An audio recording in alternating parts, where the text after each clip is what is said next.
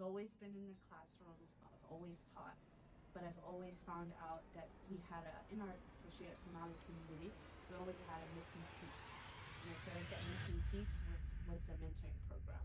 Assalamu alaikum, my name is Safiya Hashi. I'm Executive Director of Coachum. Coachum is a mentoring program for middle school and high school students, mentoring them through the academic year. What made you start coaching?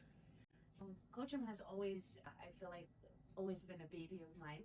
I've later yet to create the program and actually make it happen. I've always dreamed of having a program just for our young adults, mainly our girls, and having some sort of support system for them and having some sort of mentorship program for them.